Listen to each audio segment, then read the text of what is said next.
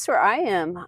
Tevis Overlook in Auburn, California. And as you may or may not know, this is the endurance capital of the world. And that includes not only horseback riders, but ultra runners, mountain bikers, and paddle boarders, as in people that get in a kayak, not standard sups, right? Right. So I'm sitting with my friend here who's got some really funky glasses on. I feel like we need to understand. I was just curious about those. My favorite glass is my son.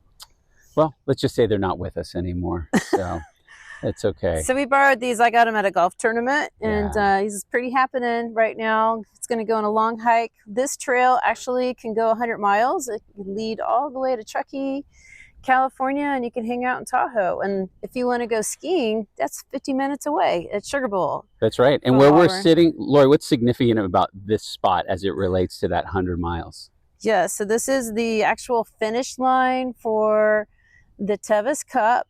And the horses come here and they have a little finish flag, and they come in here and the horses have a nice big drink, and it's a great training spot too. And then we walk over to the fairgrounds to finish and complete the ride, do one loop. So it's really 100 miles, 0.1, because you have to do that loop around the arena of the fairgrounds for the crowd to cheer you on at 3 in the morning. Usually there's like 10 people left. Yeah. But and then the vets check you out, and they're all waiting, and you have to come back again an hour later and get your horse checked out.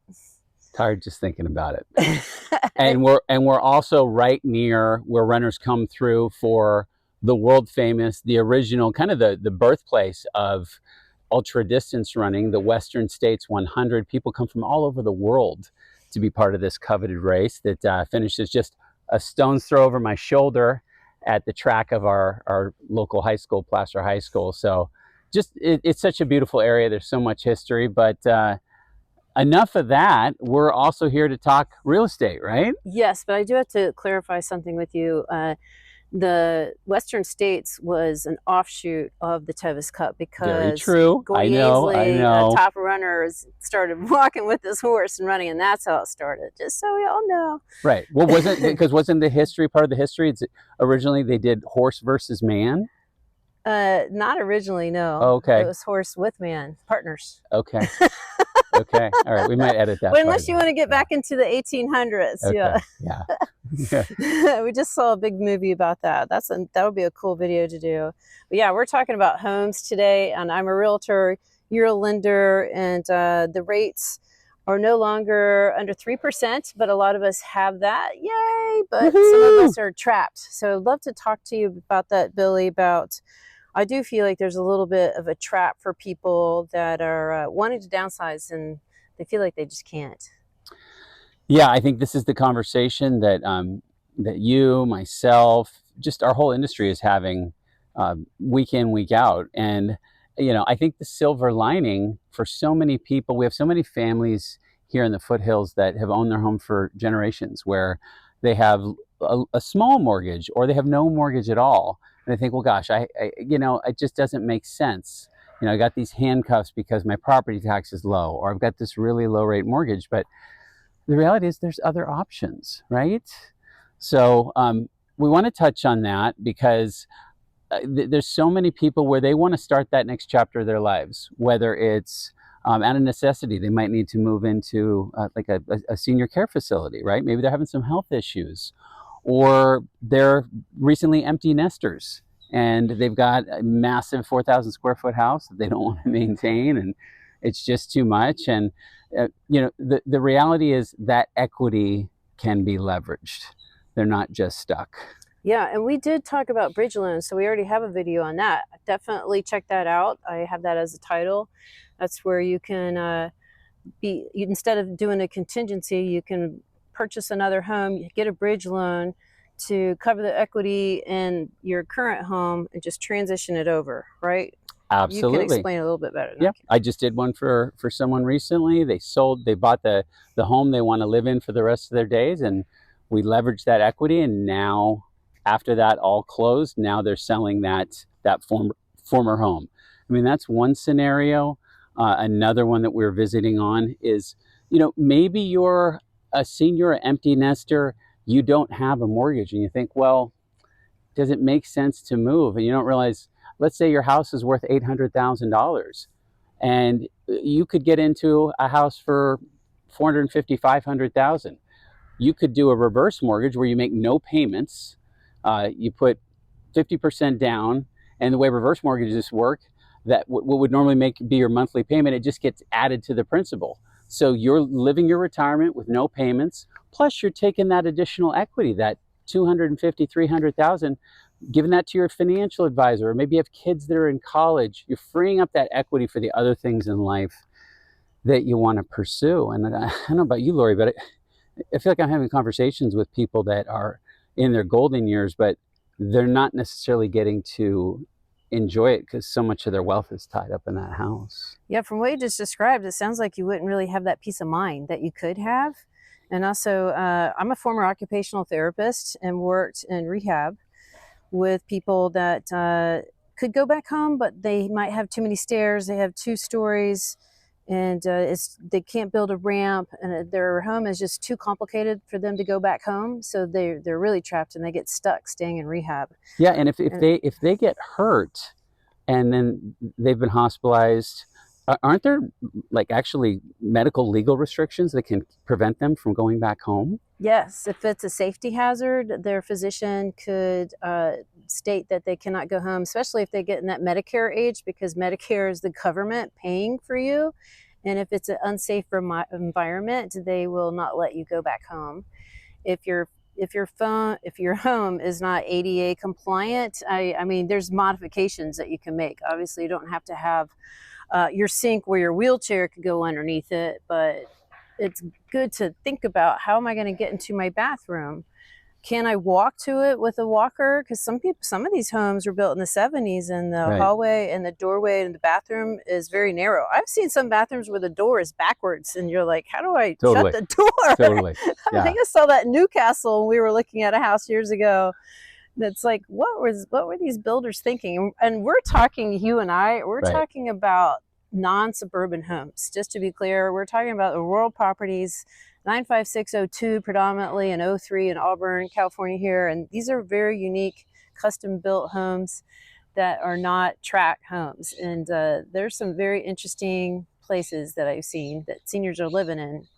Right. And then we also have people with a lot of land that you have to maintain, and the fire department might come knocking on your door and say, hey, you got to take these trees down. You've got a lot of shrubs. Right. Manzanita, your grass is 2 feet tall, and that's your responsibility. You know, Right. the neighbors aren't going to come and do it for you. You got to pay them. Right. Something. Yeah, and they can mandate that, right? It's not just at your discretion. If the fire department deems that you're creating a fire hazard for, you know, the community. Right. I mean, the government generally is reactive, right, versus proactive. Right. So they could go door to door, but if a neighbor complains about you and you just had an accident and you broke your hip and you're on 5 acres and you can't manage it, you might want to downsize and Right. let someone help you clear all your clutter too. You know, and Lori, something I'm thinking of as we're chatting about this, folks, if you think this is about my folks, this isn't really my issue. I'm saying this is somebody who's in his mid 50s. We're in our 50s, and you have to think for your parents, because if your parents are in their 80s like mine are, and you're just waiting it out, this is a way for you to be proactive, because perhaps they don't know that these paths with these tools are available, that they could do a reverse mortgage, that they could take equity in their existing home and, you know, put it some annuities, investments where they could receive some passive income. So, you know, I think part of our message is this isn't just for the homeowner. You may have family members where, if you're watching this, you can be a resource to them and help kind of, you know, clear the cobwebs on what's possible. Right. Well, even the younger person that I know people with kids in college and they're empty nesters and they have all these extra bedrooms.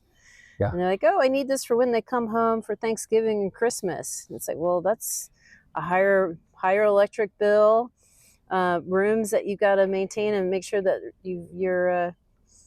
repairs are complete, and because your house just could fall apart if it's too big for you to Yeah. actually live in with just you and your partner, Well, and not and the only, kids are gone.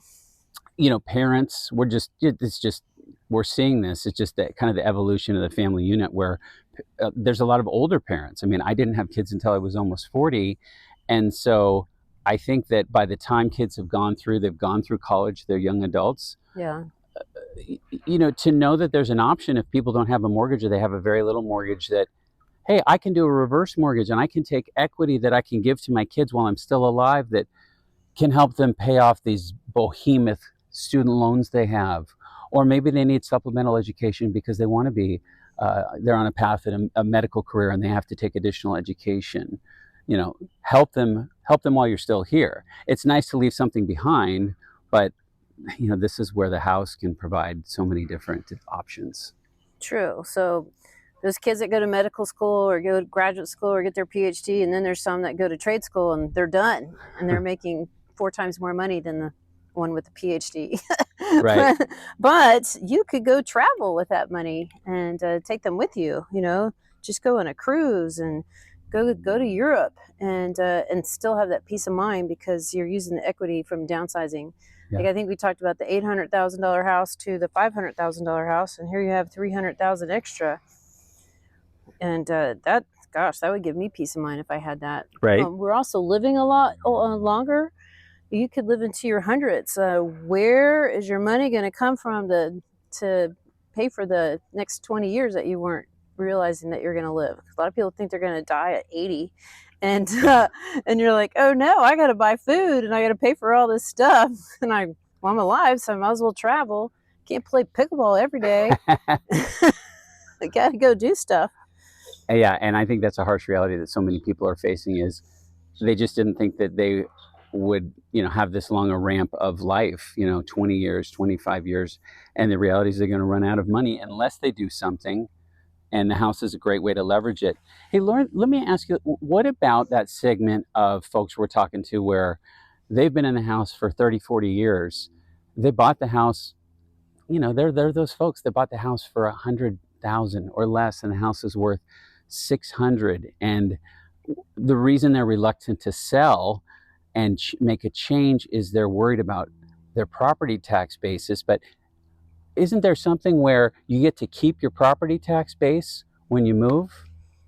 Yes. Prop 19. 19. Yeah. For sure. Yeah. Yeah. Yeah.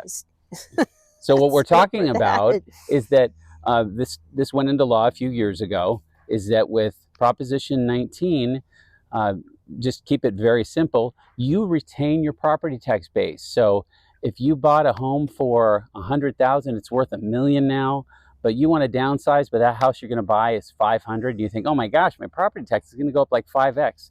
It's not. You get to carry that basis with you from that house you originally bought. So that's huge. You can look it up. We'll provide a link for that. And can't you do it for your children too? You can do it for your children as well. Mm-hmm. Yeah. So just another arrow in the quiver that you can use to make that move. Yeah. I like it. Okay. Let's keep going. All right. Yeah. Okay. This can all be edited. Okay. All right. We can do bloopers. Yeah.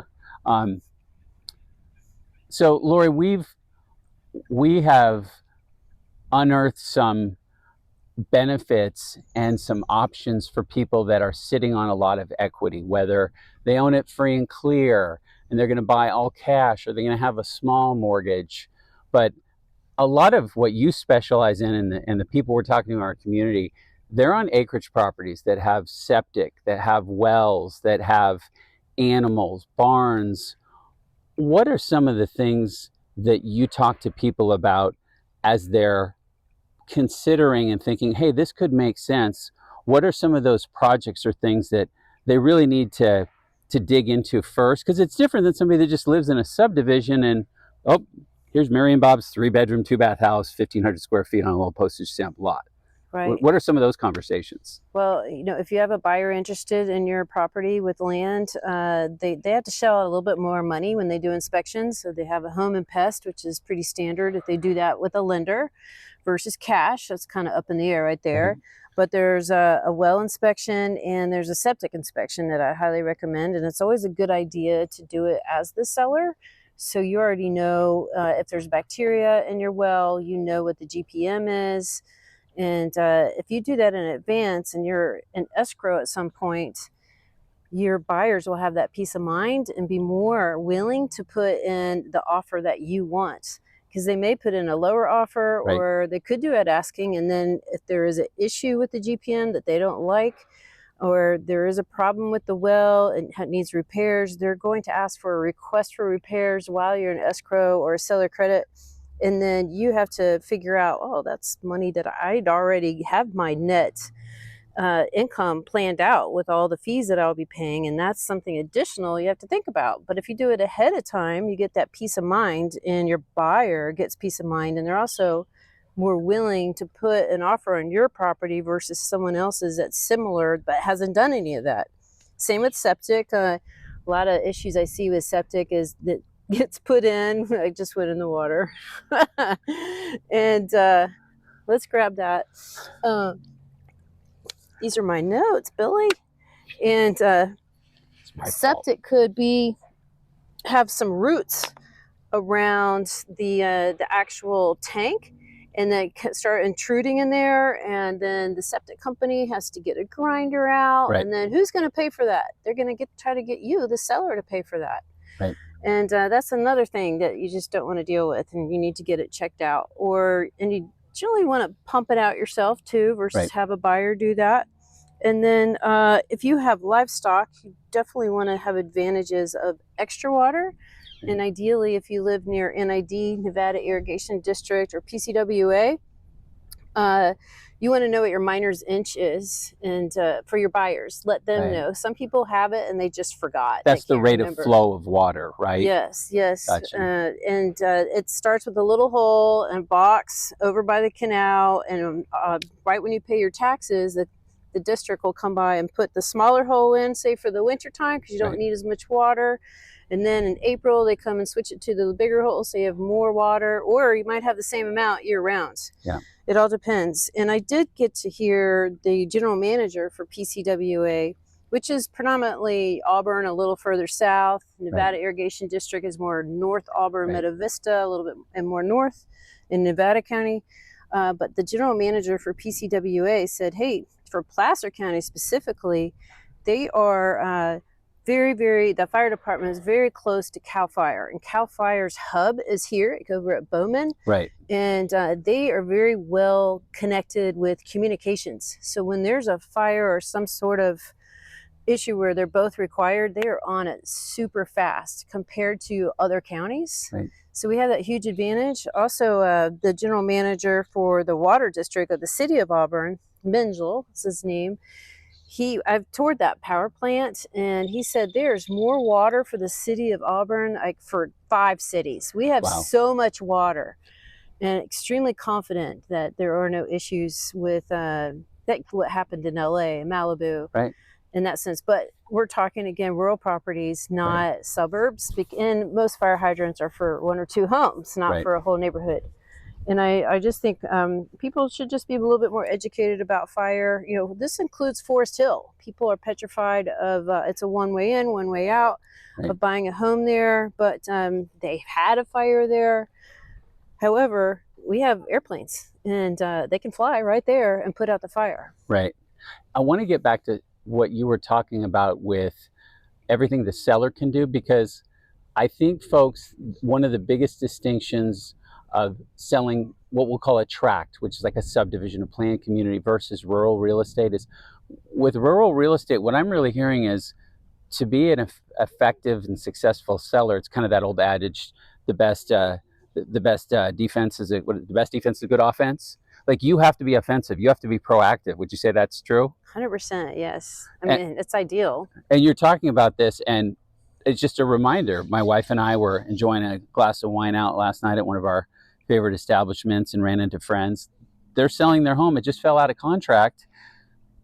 A lot of these issues came up during escrow, and I think what happens often is we have folks that come from the Bay Area who've lived in a suburban area or a city. They've never lived in the country, and so it's not anyone's fault, but they don't know, and they get into contract and don't realize, oh wow, there's all these nuances with the well, the leach field where the septic flows into, all these little things, and if they weren't dealt with by the seller, it's just kind of the way it works. They're going to ask for some kind of credit or concession. So, and that's part of why this deal fell through. Oh, that's sad. Well, they also want permits, and nobody has permits out here. So, and they also want me to go get the permits for them, which is a no-no. I mean, Yeah. it doesn't mean that I'm lazy or don't have the energy or ability to do it for you. I will go do it. I will go to the county and I will get all the permits. But I think you need to do your own due diligence as a buyer and a seller. Find all that data, have all that documentation, because we are in the most litigious state, California, and I don't want to get sued. And that's the only reason why I back off. The only reason really is because I could be told something wrong or correct, and you could get different information as a buyer or seller, and then we could have a conflict. And it's better if you do it on your own, because either or, buyer or seller. Right. But sellers, go get your permits, get the documentation, because Bay Area people want to see the permits. And if you didn't do it, let's just cross our fingers. If you built something you weren't supposed to or whatever. And I think even if you don't want to do it, a lot of the people that you're going to be marketing to are coming from the Bay Area, and that's just the culture down there. I was a lender down there for 17 years. Everybody gets the permits, all the reports are done.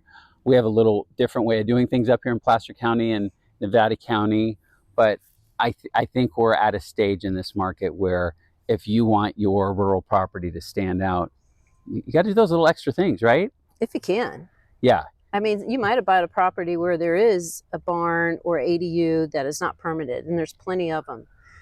But and don't think that you can't move or downsize because of that issue. You just got to have a really good realtor to help you navigate that and educate them. Who not just sells it, but lives it.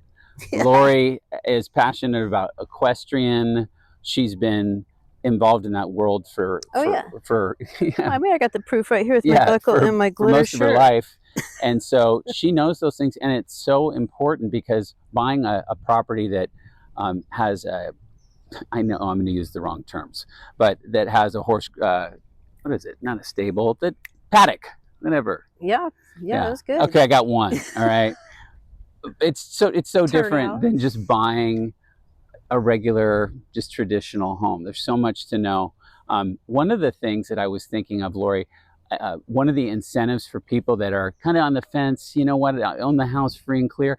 I think when you're on Acreage, and we both live on Acreage and we love it, we're not ready to say goodbye to that. We're happy there.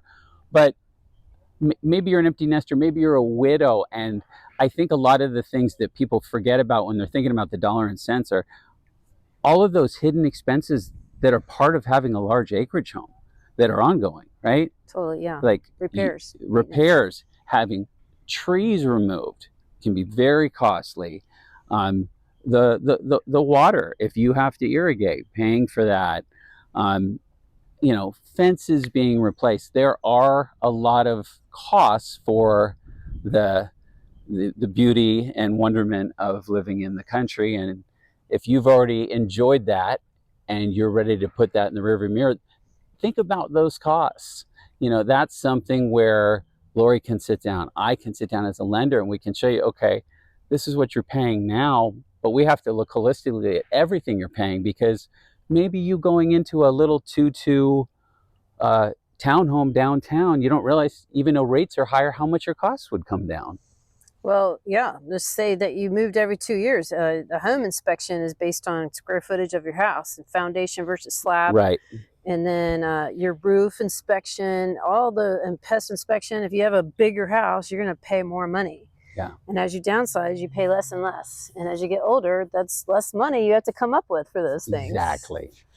So I like that thinking. And you have to think about your own health and safety. As someone in the medical field for a long time, even as I'm still in my 50s, someone that I bought a ranch in my early 50s with my husband because I did not want to have to deal with stairs in case we wanted to age out there. Yeah. And I didn't want a two-story home. It's really ideal to have like an ensuite with your primary bedroom and bathroom on the first floor in case you have an injury. Yeah. And maybe you're like an amazing, you have an incredible body and you have no accidents, but it could happen. Could Your happen. spouse could have an accident. So you got to think about your future, and you're going to have more medical bills, and you have to modify things if the doctor gives you the go ahead that you can go back home, Right. versus keep you in a rehab center, which sucks, to be frank. Well, and I think you're touching on some of the non-cost oriented but life important aspects of potentially downsizing and leaving that rural property. Both of my parents, they're right near downtown Auburn. They're in their 80s. Nice. Each has had their medical issues, but we feel so much better and sleep better at night, as I know they do, because they're right in the hub. Doctors, everything. You don't have these far drives. If there's an accident, 911, emergency services right there. So Oh, you brought up a great point. Give your children peace of mind. yeah. when you're older and they have to worry about you nonstop because you're living in this huge property, downsize so they don't have to deal with all that and know that you're Right. safer. Right, because it might take, home. as you know, a lot of the homes we love that we tour, that you sell, they might be in Auburn, but they're still 20 minutes from where we are right above downtown with all the country roads and then dirt roads, and that could get a little scary if you have a vulnerable medical condition. So just one more thing. That's right. Yeah. Yeah, I think we covered a lot. I think so. We're a little all over the place. We were. But that just where the goal is to like cast a net, and yeah, I think some of the topics we covered fit under you, the viewer, watching this video. You'll know somebody that we talked about today. Yeah, absolutely. Thanks for tuning in. Yeah.